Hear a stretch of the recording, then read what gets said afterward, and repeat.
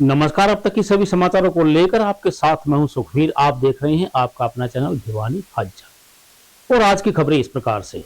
गीता जयंती महोत्सव की तैयारी को लेकर विवेकानंद हाई स्कूल में नेताजी सुभाष चंद्र बोस एवं युवा जागृति कल्याण समिति के द्वारा गीता श्लोक उच्चारण प्रतियोगिता का आयोजन करवाया गया। प्रतियोगिता में विजयी बच्चों को समिति के अध्यक्ष अशोक भारद्वाज ने गीता की पुस्तक देकर सम्मानित किया। राष्ट्रीय पुस्तक सप्ताह 23 दिसंबर गीता जयंती महोत्सव की तैयारियों को लेकर विवेकानंद हाई स्कूल में नेताजी सुभाष चंद्र बोस युवा जागृति सेवा समिति एवं सदाचारी शिक्षा समिति द्वारा जारी सप्ताह के गीता संदेश श्लोक उच्चारण प्रतियोगिता का आयोजन किया गया, जिसमें 51 प्रतिभागियों ने भाग लिया, जिसमें 7 विद्यार्थियों ने कंठस्थ श्लोक उच्चारण किया, जिसको आज के दिन का सर्वश्रेष्ठ गीता श्लोक उच्चारण का सम्मान भी दिया गया। गौरतलब है कि साप्ताहिक गीता संदेश श्लोक उच्चारण प्रतियोगिता एवं राष्ट्रीय पुरस्कार पुस्तक के तहत 7 दिन लगातार प्रतियोगिता का आयोजन किया जा रहा है, जिसमें विद्यार्थी बढ़ चढ़कर भाग ले रहे हैं। गीता जयंती महोत्सव की तैयारियां की जा रही हैं, वो भी साथ साथ में गीता श्लोक प्रतियोगिता में प्रथम, द्वितीय और तृतीय स्थान प्राप्त करने वाले विद्यार्थी व उनके माता पिता का नाम रोशन कर रहे हैं। साथ में विद्यार्थियों ने स्वच्छ पर्यावरण और जल संरक्षण के लिए भी अपील की।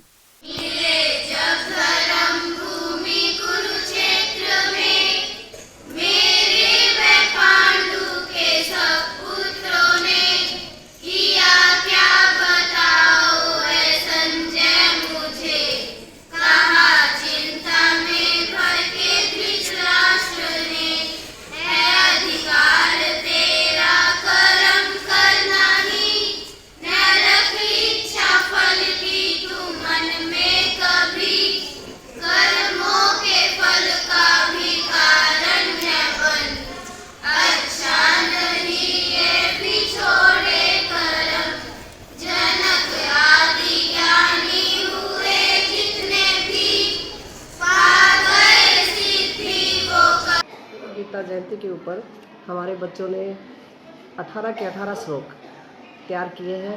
डेली प्रार्थना में श्लोक बुलवाए जाते हैं और सभी बच्चों ने तैयार किए हैं।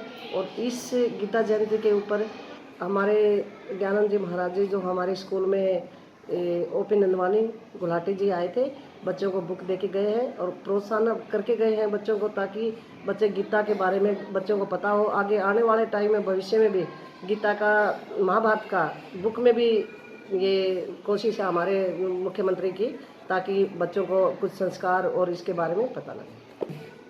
हमारे तकरीबन 100 बच्चों के आसपास जिन्होंने अपने याद करके 18 के 18 श्लोक प्रेयर में डेली अलग अलग बच्चे अपने सुनाते हैं। और अशोक भारद्वाज पुरस्कार, राष्ट्रपति पुरस्कार अवार्डी है, इन्होंने बच्चों को तैयार करवाया है और डेली अलग अलग बच्चों ने। बुधवार को हरियाणा कंप्यूटर प्रोफेशनल संघ के द्वारा अपनी मांगे नहीं पूरी होने को लेकर सुबह 9 बजे से दोपहर 12 बजे तक अपने काम को बाधित रखा। इस बारे में संघ के जिला प्रधान अनिल कुमार ने सरकार पर उनकी मांगे नहीं मानने के गंभीर आरोप लगाए। कार्यकारी अध्यक्ष पवन कौशिक ने कहा कि हरियाणा सरकार द्वारा कई सालों की मांगों के बावजूद भी हरियाणा कंप्यूटर प्रोफेशनल की मांग को नहीं माना गया है।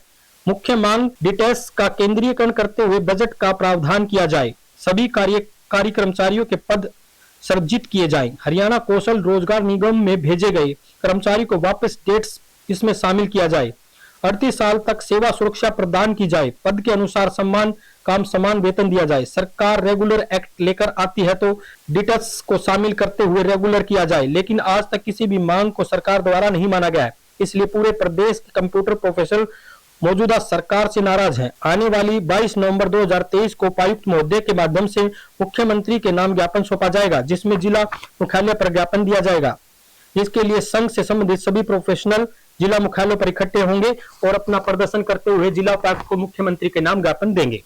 यही सरकार का उदासीन रवैया है, जिसे देखते हुए 3 दिन का जो हमारा पैदल मार्च है, हम सरकार को इसीलिए चेताना चाह रहे हैं कि भी इस प्रदर्शन के दौरान भी अगर सरकार नहीं मानती तो प्रदेश संगठन बड़ा आंदोलन की घोषणा करेगा। बीते 43 दिन से अपनी मांगों को लेकर हड़ताल कर रहे ग्रामीण सफाई कर्मचारियों ने बुधवार को लघु शौचालय के बाहर सरकार के खिलाफ जोरदार प्रदर्शन किया और इस संबंध में उन्होंने एक ज्ञापन उपायुक्त के माध्यम से मुख्यमंत्री को भेजा। ग्रामीण सफाई कर्मचारियों ने अपनी लंबित पड़ी मांगों को लेकर भिवानी शहर में प्रदर्शन करते हुए लघु सचिवालय पहुंचकर उपायुक्त के माध्यम से मुख्यमंत्री के नाम ज्ञापन सौंपा। ग्रामीण सफाई कर्मचारी यूनियन हरियाणा सीटू के आह्वान पर ग्रामीण सफाई कर्मचारियों की हड़ताल 23वें दिन में प्रवेश कर गई थी। ग्रामीण सफाई कर्मचारियों ने सरकार के खिलाफ प्रदर्शन करते हुए मुख्यमंत्री के नाम ज्ञापन सौंपा है। आज धरना व प्रदर्शन अध्यक्षता राजवीर सिंघानिया ने व संचालन गोविंद कुमार ने किया। धरने को संबोधित करते हुए सीटू यूनियन नेताओं ने कहा कि सरकार द्वारा दलित विरोधी चेहरा खुलकर बेनकाब हो गया है। 23वें दिन से ग्रामीण सफाई कर्मचारी हड़ताल पर बैठे हैं, मगर सरकार उनकी मांगों को अनसुनी कर रही है। मैं कौन हूं, कहां से आया हूं, इस बात की जानकारी प्रत्येक इंसान को होनी चाहिए। यह बात संत निरंकारी सत्संग भवन में विशाल सत्संग की अध्यक्षता करते हुए दिल्ली से पहुंचे ज्ञान प्रचारक महान संत श्री इंद्रजीत शर्मा ने कही। वहीं उन्होंने सत्संग के प्रवचनों का पालन करने की भक्तों से सलाह दी।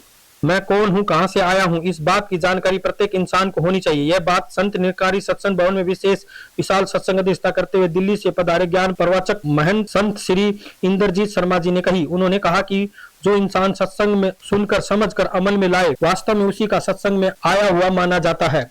पूजा शर्मा ने उदाहरण देते हुए कहा कि जिस प्रकार से जलते हुए दीपक की लो पर कार्बन जम जाता है तो दीपक की रोशनी थम जाती है, उसी लोगों को कार्बन से मुक्त कराने पर दीपक की रोशनी तेज हो जाती है। उसी प्रकार उन्होंने कहा कि इंसान के मन पर भी विकार रूपी कार्बन जम जाते हैं। सत्संग से मन पर जमा कार्बन हट जाता है और उसकी आत्मिक ज्योति जल जाती है। हमें अहंकार नहीं करना चाहिए, कोई भी परिस्थिति क्यों न हो। अहंकार मनुष्य का नाश कर देता है। पूज्य शर्मा जी ने एक वाक्य बताते हुए कहा कि किसी ने पूछा कि सादा जीवन कैसे जिया जाए। उन्होंने कहा कि सतगुरु की कृपा से जो भी आपको मिलता है उसमें आपको सब्र संतोष करना चाहिए व सुकून से जीवन जीना चाहिए। उन्होंने कहा कि सत्संग सेवा सिमरन ही प्रत्येक मनुष्य को भव सागर से पार लेकर जाएगा। जिले के गांव कालुआ स्थित बाबा प्रेमदास मंदिर में श्री मद भागवत कथा का आयोजन करवाया गया। इस अवसर पर कथावाचक पंडित ब्रजमोहन कौशिक ने बताया कि भगवान से संबंध स्थापित करने का श्रीमद् भागवत सबसे सरल साधन है। इस दौरान श्रद्धालुओं के द्वारा बैंड बाजे की धुन पर थिरकने के बाद कलश यात्रा भी निकाली गई।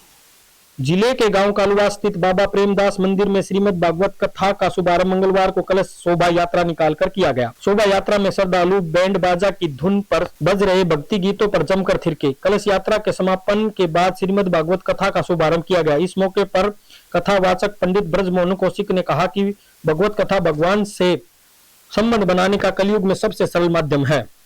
भगवान के दिव्य चरित्र का गुणगान न हो तो हमारे दैनिक जीवन में, हमारी संस्कृति में, हमारी सभ्यता में प्रेम का वास नहीं हो सकता तथा हमारा जीवन शून्य ही रहेगा। उन्होंने कहा कि भगवान की कथा हमारे जीवन में सरलता, प्रेम और आत्मीयता को स्थापित करती है।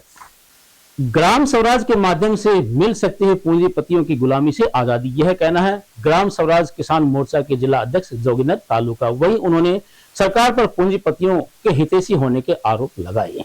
देश को बहुराष्ट्रीय कंपनियों का गुलाम बनाने से बचाने के लिए हर गांव में ग्राम स्वराज स्थापित करना अति आवश्यक है। ग्राम स्वराज स्थापित होने से ही किसान आत्मनिर्भर बनेगा, जिससे उसकी आय में बढ़ोतरी होने के साथ साथ आर्थिक स्थिति मजबूत होगी।